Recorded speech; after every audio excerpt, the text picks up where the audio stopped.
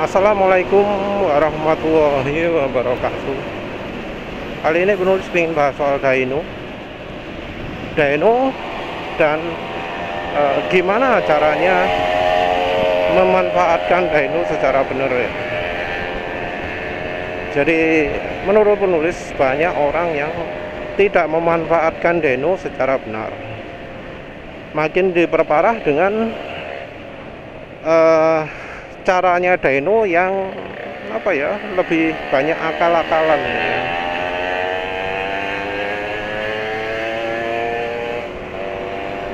Jadi penulis ini menganggap banyak orang tidak memanfaatkan dyno secara benar, kecuali tentu yang kayak profesional yang sudah biasa melakukan tuning pakai mesin dyno. Dyno sendiri sebenarnya adalah alat bantu. Sementara itu, yang lebih penting adalah untuk bisa mendapatkan performa mesin maksimal dengan bantuan mesin dyno.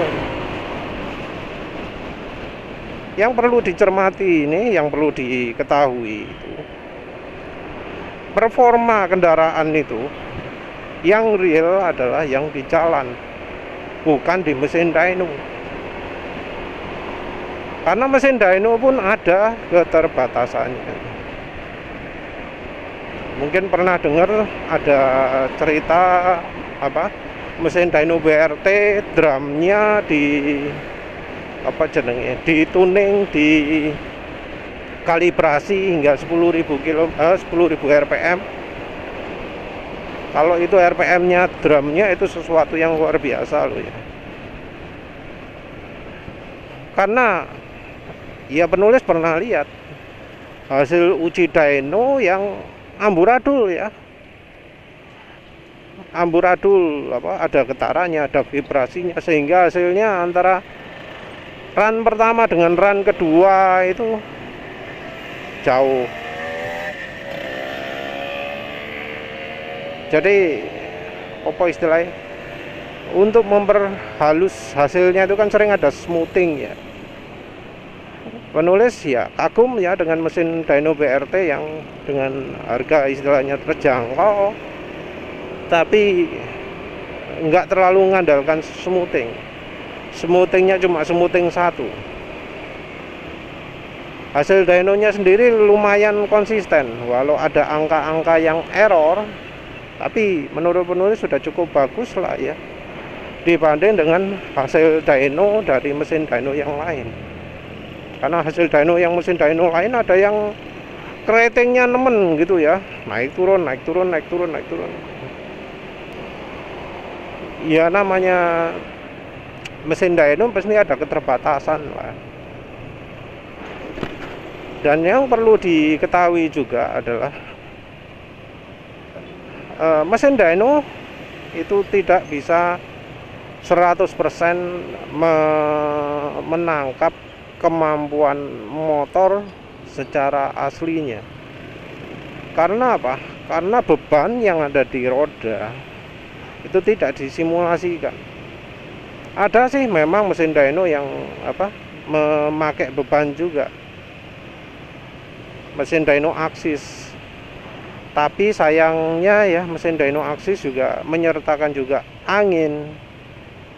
Nah, anginnya ini yang sayangnya kurang diperhatikan, kurang dikalibrasi. Karena yang namanya hambatan angin kendaraan itu beda-beda. Motor matic biasanya cenderung lebih aerodinamis daripada motor laki. Tapi itu kayaknya hambatan anginnya menggunakan hambatan angin motor laki. Ya beda ya hasilnya ya. Sayangnya seperti itu. Tapi mesin dyno aksis sendiri sebenarnya sudah menuju kemajuan gitu ya. Karena mesin dynonya menggunakan beban. Jadi bebannya ini bisa dirubah. Jadi bisa untuk mensimulasikan kendaraan ini bobotnya berapa. bobot dengan ridernya berapa. Sementara itu mesin dyno lain enggak. Kebanyakan mesin dyno lain ya beban dari rollernya yang bagian berputar, yang gelindingannya itu tetap ya, enggak dirubah-rubah. Tapi ya baik mesin Axis atau mesin BRT atau mesin dyno lain lah ya, yang lebih penting adalah bagaimana kita ambil datanya. Banyak orang ya buang-buang data ya, padahal data itu sebenarnya penting. Buang-buang data tapi mereka, karena apa? Karena mereka cuma ambil maksimal dan minimal, maksimal torsi dan maksimal tenaga. Padahal dyno tujuannya bukan itu. Yang lebih penting dari dyno itu adalah kurva tenaganya. Perubahan tenaga sehubungan dengan RPM, perubahan tenaga sehubungan dengan kecepatan. Dua-duanya penting, nggak bisa cuma salah satu aja. Kalau untuk motor matic. Kalau untuk motor lagi beda ya. Kalau untuk motor lagi mau pakai RPM tok no problem, mau pakai speed tok no problem. Walau sama bengkel dynonya diakali, RPM dikalkulasi dari kecepatan, no problem. Tapi kalau untuk motor matic nggak bisa seperti itu. RPM ya RPM, kecepatan yang kecepatan. Penulis termasuk beruntung ya, karena niat ingin dapatkan data itu, data mentahnya ya. Jadi penulis dapat data Excelnya, bukan cuma grafik yang sudah jadi, bukan cuma PDF, bukan cuma JPG, tapi data mentahnya penulis dapat juga. Rugi nggak ambil data mentahnya itu? Buang-buang duit melakukan dyno kalau nggak dapat data mentahnya itu. Karena dengan data mentah itu, penulis bisa tahu di RPM berapa, di kecepatan berapa. Jadi kalau orang lain cuma bisa tahu, oh tenaganya sekian HP di RPM sekian gitu ya, atau kalau yang pakai kecepatan beneran, oh di kecepatan sekian gitu ya. Penulis bisa tahu di RPM sekian itu kecepatannya berapa. Ini penting toh, penting. Karena ini mempengaruhi tuning juga. Contoh kasus di dynonya yang penulis lakukan. Penulis jadi bisa tahu bahwa harusnya switching VVA, mekanisme VVA itu diaktifkan ketika di 7.500 rpm. 6.500 rpm itu terlalu rendah. Kenapa? Karena 6.500 rpm itu kalau di motor penulis terjadinya di kecepatan 40 km per jam. Nggak butuh ada switch RPM di segitu.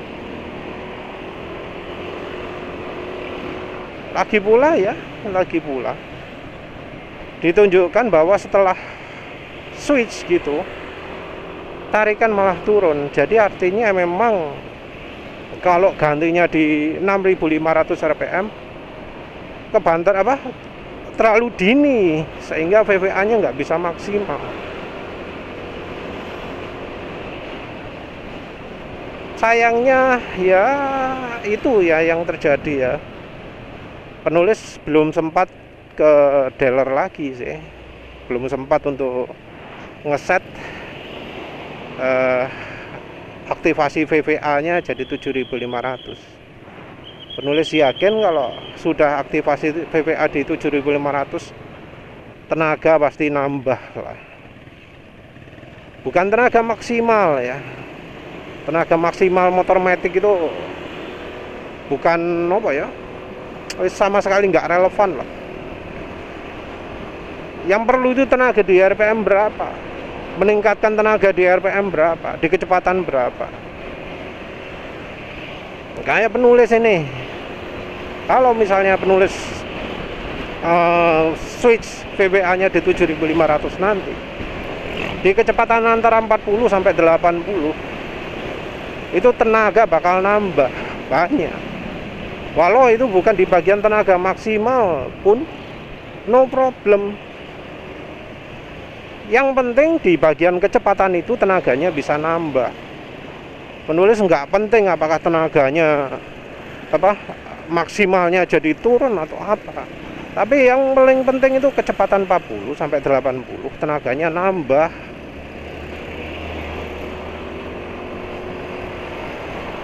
Tuning dyno harusnya seperti itu. Nggak bisa, oh dyno tenaga maksimal segini, segini, nggak bisa. Yang model apa jenenge, modif kirian, tenaga tenaga maksimal jadi naik, bukan itu. Yang penting itu adalah mau akselerasinya maksimal di kecepatan berapa. Percuma kecepatan maksimal percuma tenaganya naik maksimal tapi cuma di 30 km per jam di misalnya 5.000 rpm. Wah, tenaga mantap banget di 5.000 rpm, padahal kalau dibandingkan dengan speed 5.000 rpm itu cuma kecepatan 30.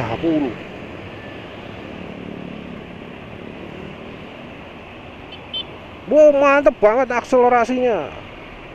Di 5.000 rpm sampai 6.000 rpm akselerasinya mantep banget. Padahal di 5.000 rpm dan 6.000 rpm itu cuma 30 sampai 40. Alhasil kalau di jalan raya begitu tes lampu merah ya, digaspol, wah tenaganya mantep. Wis bangga karena mendasarkan data dyno. Tapi terus setelah kecepatan 40 kan tenaga ngedrop. Pasti deh nangis. Loh, padahal sudah di dyno, padahal sudah modif kirian, sudah habis 1 juta. Lah kok sama motor cc nya lebih rendah kalah. Ya karena cara memanfaatkan dyno nya salah. Yang bengkel dynonya juga sering curang sih ya. Kadang ada yang speednya jadikan RPM, dikalkulasi simulasi, karena mesin dynonya sendiri nggak mampu untuk nangkep data RPM. Kadang ada yang seperti itu. Kalau ada yang seperti itu, wah wis rugi melakukan dyno ya. Dan repotnya ya, antara mesin dyno yang bagus dan yang jelek, kadang nggak ada perbedaan harga. Yang mesin dynonya ecek-ecek juga mahal.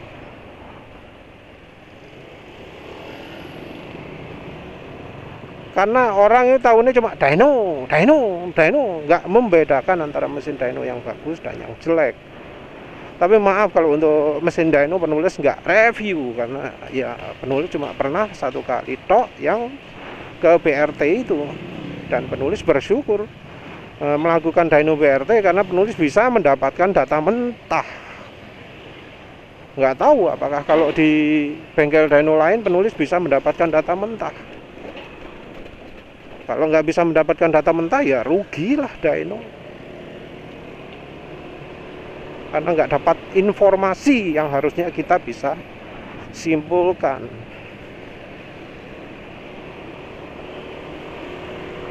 Jadi intinya ya, Dyno itu nggak bisa sembarangan. Pilih tempat dyno itu penting. Dyno kalau bisa dapat mentahnya. Nah, dari data mentah ini kita baru bisa tahu mesin dynonya itu bagus atau jelek. Data dynonya BRT itu mungkin nggak sempurna, ada cacate. Ono sing angkanya itu kalau nggak dihapus, grafik dynonya jadi aneh karena tenaganya kok nol. Tapi begitu data aneh-aneh itu kita hilangkan, datanya bisa mulus. Penulis nggak pernah lihat yang data mentahnya mesin dyno lain gimana ya. Data mentah itu bukan yang langsung tertata rapi 1500 rpm. Ini 1500 rpm segini, 6000 rpm segini, 6500 segini, enggak ya. Data mentah itu angkanya perubahannya ya tergantung seberapa cepat mesin dynonya melakukan sampling data. Tak tunjukkan aja lah datanya mentah ya Allah. Biar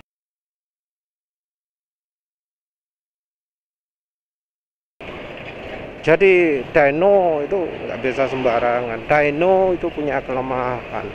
Dyno itu hanya alat ya yang membantu. Sementara alat itu punya akurasi, punya konsistensi sendiri-sendiri.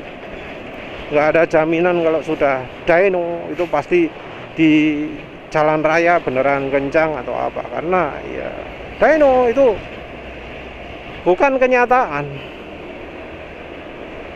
Karena tim balap yang paling top pun ya tetap melakukan perubahan di lintasan, tetap melakukan tuning di lintasan juga. Karena ya kondisi lintasan bisa berubah. Enggak semua itu bisa dilakukan di mesin dyno. Ya wes, begitu saja. Terima kasih sudah menonton. Assalamualaikum warahmatullahi wabarakatuh.